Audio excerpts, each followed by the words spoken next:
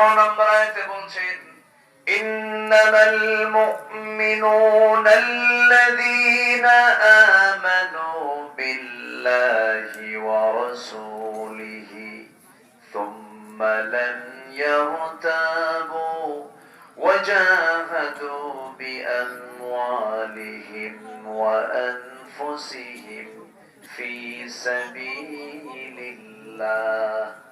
উলাইকা হুমুস সাদিকুন। জোরে বলি আল্লাহু আকবার। প্রকৃত মুমিন কারা?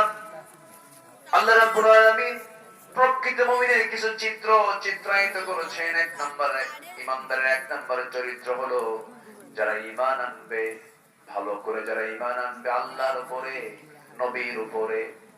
আমার বন্ধুগণ, আল্লাহকে মানলাম, রাসূলকে মানলাম না তা হবে না। এই পৃথিবীতে যত ইহুদি নাসারা আছে, সমস্ত ইহুদি নাসারা সবাই কিন্তু আল্লাহকেও তারা মানে, নবীকে তারা মানে, নবীকে তারা মানে, আবার আল্লাহকে মানতে গিয়ে আল্লাহর সঙ্গে তারা শরীকানা স্থাপন করে। ইহুদিরা চেতনায় বিশ্বাসী, নাসারার এক চেতনায় বিশ্বাসী। তাদের বক্তব্য আল্লাহ নিজেও কোরআনে উল্লেখ করেছেন وقالت اليهود عزير ابن الله وقالت النصارى المسيح ابن الله।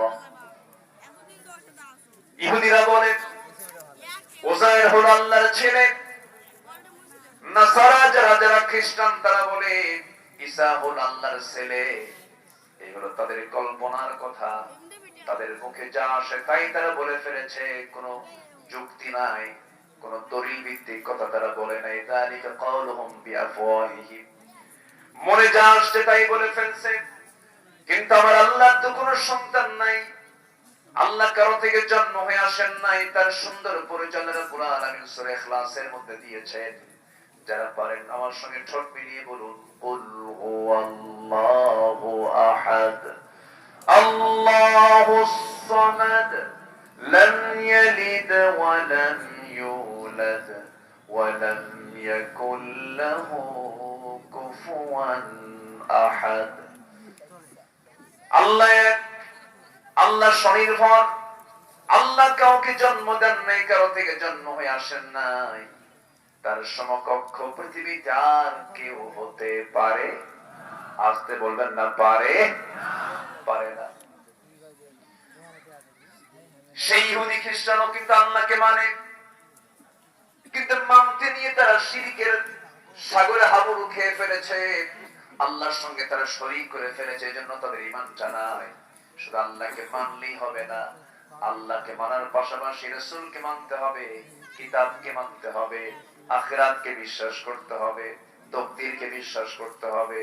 যারা পারেন ঠোঁট মিলে বলুন আমার সঙ্গে সে আয়াতটা আমানার রাসূলু বিমা উনজিলা ইলাইহি মির রাব্বিহি ওয়াল মুমিনুন কুল্লুন আমানা বিল্লাহি ওয়া মালাইকাতিহি ওয়া কুতুবিহি ওয়া রুসুলিহি লা নুফাররিকু বাইনা আহাদিন মির রুসুলিহি ওয়া ক্বালু সামি'না ওয়া আতা'না গুফরানাকা রাব্বানা ওয়া ইলাইকাল মাসীর। জোরে বলুন আল্লাহু আকবার।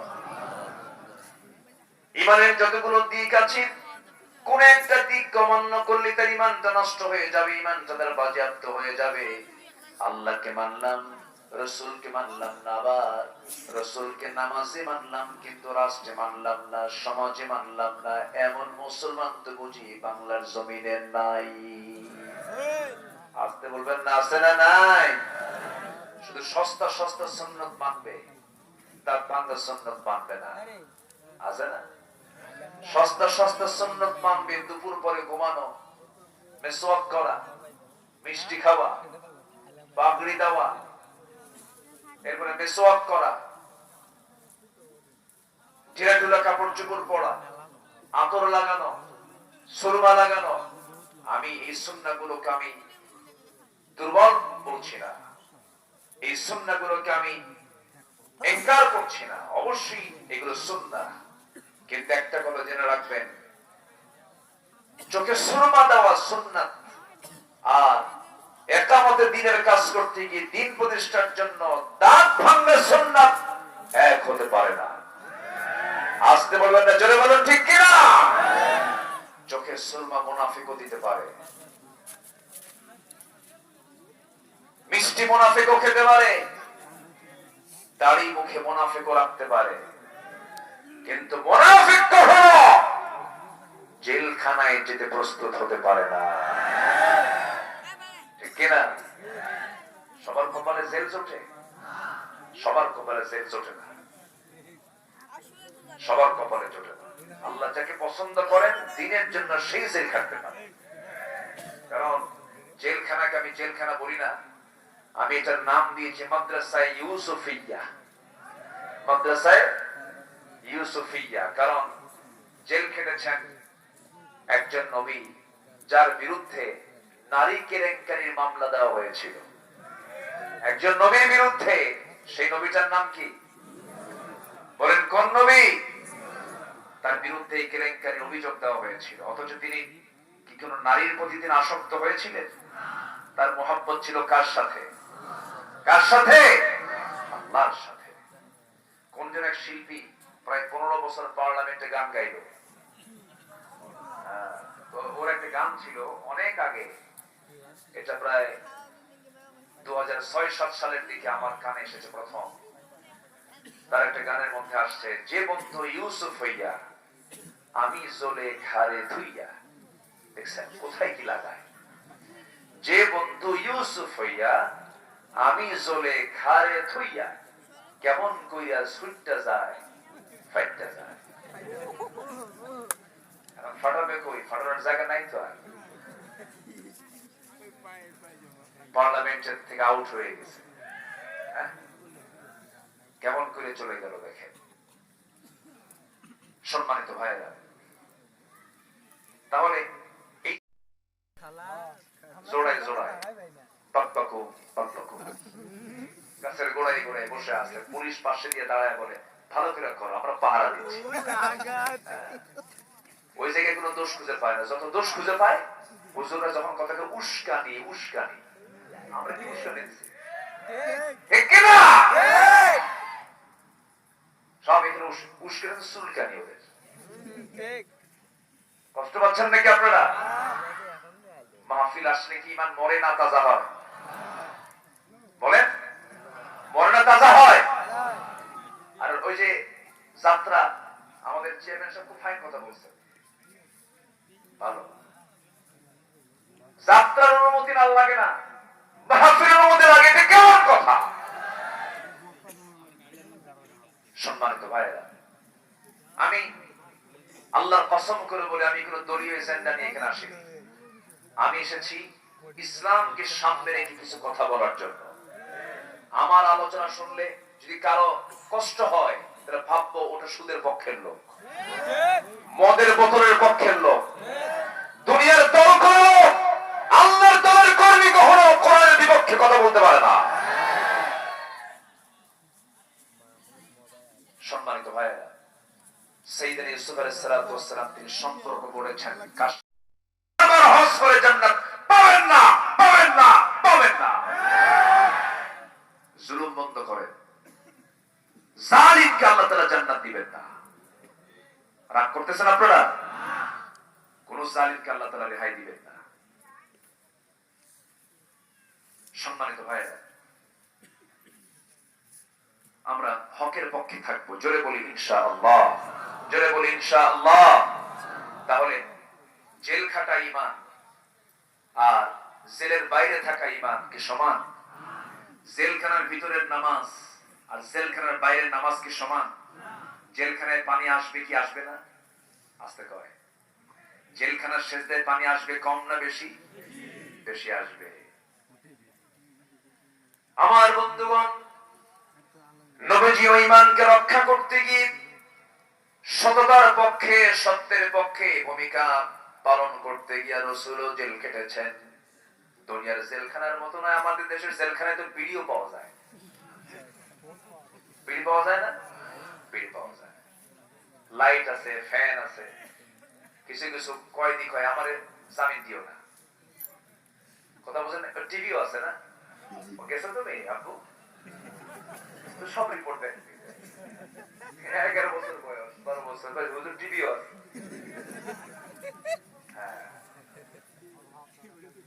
জেলখানা এত বিড়ি, এত ধোঁয়া, ওরে বাপরে বাপ, ইটের ভাটা ফেল, এত খাওয়া খায়, জাতি যে বিড়ি খায়।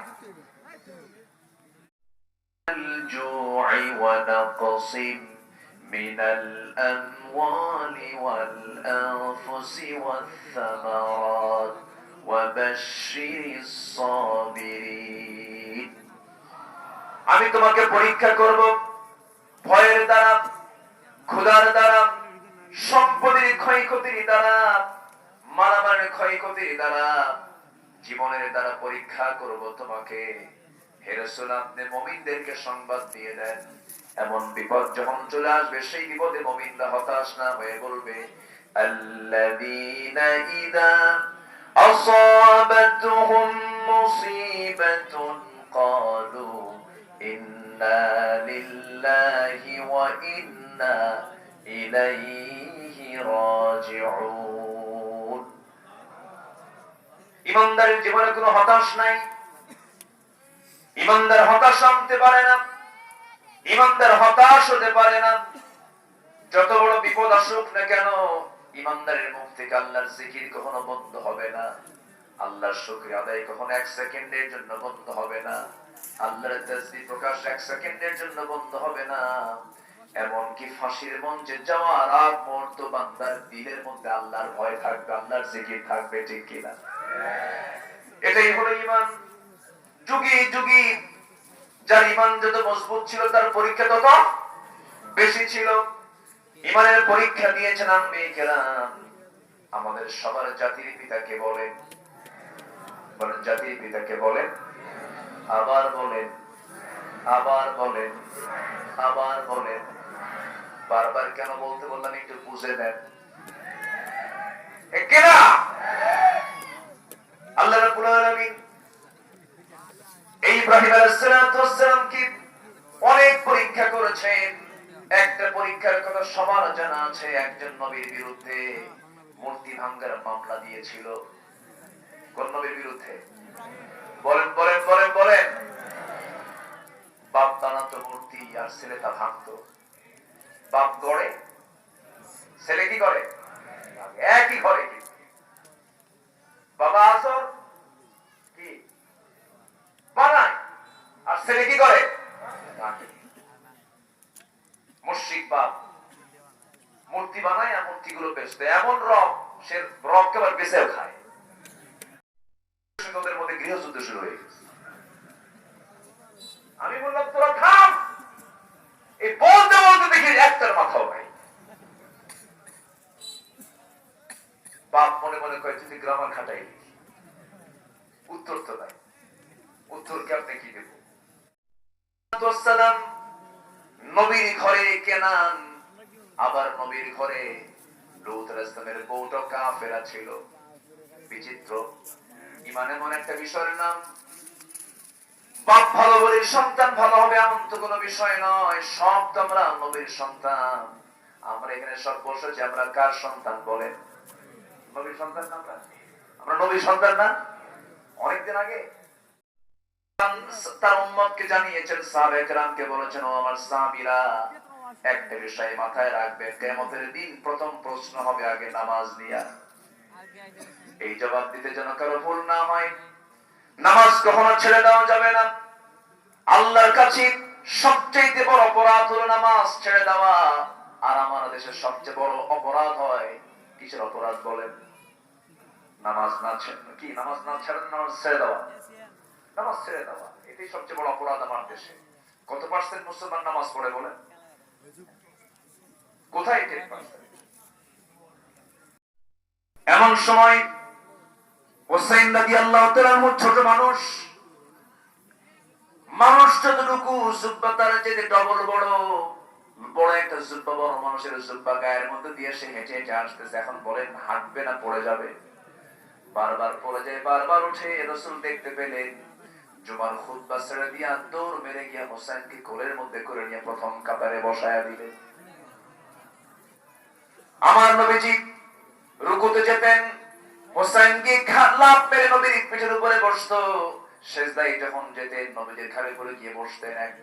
একদিন নবীর ঘাড়ের উপরে গিয়ে বসে পড়েছেন হোসেন রাদিয়াল্লাহু তাআলা আনহু। রাসূল খাটটা থেকে সেজদা থেকে তিনি মাথা উঠাতে পারছেন না, সেজদা থেকে তিনি উঠবেন সেই সুযোগটা পাচ্ছেন না, হোসেন তো বসে আছে। আমার নবীজি সেই সময় পর্যন্ত স্বেচ্ছায় থেকে গেলেন যতক্ষণ স্বেচ্ছায় হোসেন তার ঘাট থেকে যতক্ষণ না সরে গেছে। আমার নবীজি নামাজ শেষ করার পরে বলছেন, হোসেন তুমি আজকে আমার বড় উপকার করে ফেলেছো, কারণ তুমি আমার ঘাড়ে বসে থাকার কারণে তাসবির পরিমাণটা আজকে আমার আরো বেশি লম্বা হয়ে গেছে। যেরকম সুবহানাল্লাহ। বাচ্চা আসতেন, দরজায় তিনি ডাকও দিতেন না। আম্মা জান আয়েশা বলেন, রাসূল মাঝে মাঝে অনেক গভীর রাত্রে আসতেন, আমাকে ডাকতেন না, আস্তে করে দরজা খুলতেন। দরজা খুলে নিজেই দেখতেন খাবার দাবার আছে নাকি, নিজেই খাবারের দিকে যেতেন। খাবারগুলো না পাইলে পরে রাগও করতেন না, শুধু শূন্য পেটে একটু পানি পান করে রোজার নিয়ত করে সারাদিন রোজা রাখতেন। যেরকম সুবহানাল্লাহ। আল্লাহর পথে জান এবং মাল দিয়ে কার দিন প্রতিষ্ঠা করা? আল্লাহ বলছেন উলাইকা হুমুস সাদিকুন, এরাই হচ্ছে সত্যবাদী, আমি এদেরকে নিজের হাতে চারিত্রিক সনদ দিয়ে দিলাম। যেরকম সুবহানাল্লাহ। আসেন নামাজের মতো করে বসি, আমরা চাইবো কার কাছে?